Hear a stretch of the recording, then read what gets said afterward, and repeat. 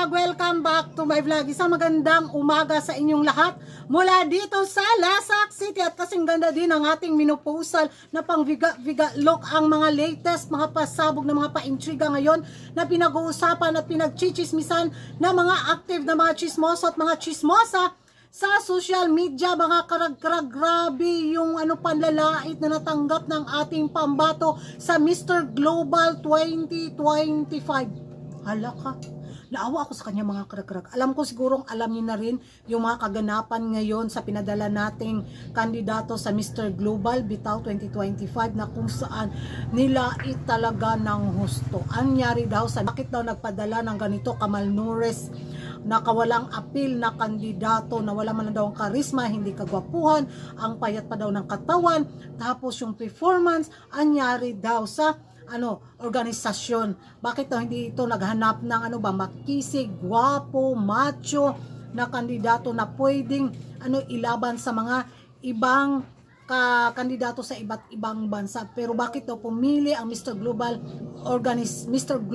Philippines Organization ng ganitong klaseng kandidato? Uy, yung reaction ko mga karag-karag nung makita ko yung pambato natin sa Mr. Global 2025. Naawa ako sa kanya sa bash na natanggap niya. Hindi niya deserve na makatanggap itaw ng ganung panglalait. Grabe.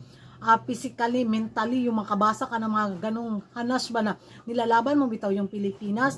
Well, hindi naman natin masisisi yung mga humanas, yung mga hindi nakatanggap na siya yung pinadala natin sa Mr. Global 2025 dahil nasanay na kasi tayo, diba, sa mga half-vampirang pinapadala ng mga organisasyon na ilalaban sa international. Mga kandidato na grabe ang mamacho, yung makalaglag ng mga tibak na walang laba, yung mga katawan nila, yung mabubuhay talaga yung matrismo nga nagminupos na, gaya ng matris ko na na-expire na. Pag makakita ka na mga makisig, yung bang grabe yung mga katawan na makalaglag ng bituka, bitaw. Yun kasi yung nakasanayan na standard na mga kandidato na ipinapadala natin sa mga international pageant. Ngayon nagpadala ang Mr. Global Philippines Organization ng pure-breded na vampirang Pinoy talaga, na hindi naman tinanggap na mga chismoso at mga chismosang mga beauty pageant lovers. Sila talaga yung naghihila pababa sa ating kandidato. Yung panlalait nila sa kanyang naging performance, sa kanyang naging hitsura, grabe din yung nakakasad. Diba kasi kasi tayo sa standard na yung mga mistiso talaga yung pinapadala natin. Ngayon ito pure na vampirang Pinoy na yun ang hanas nila, walang kapil-apil, wala man lang ka espiritu yung katawan. Opinion nila yung mga karag-karag, pero naawa ako sa kanya.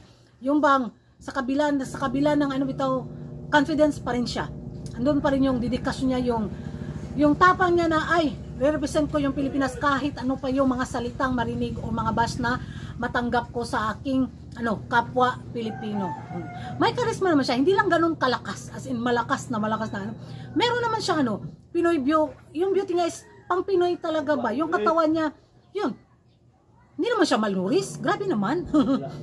May kapayatan lang, pero hindi naman siya manuris.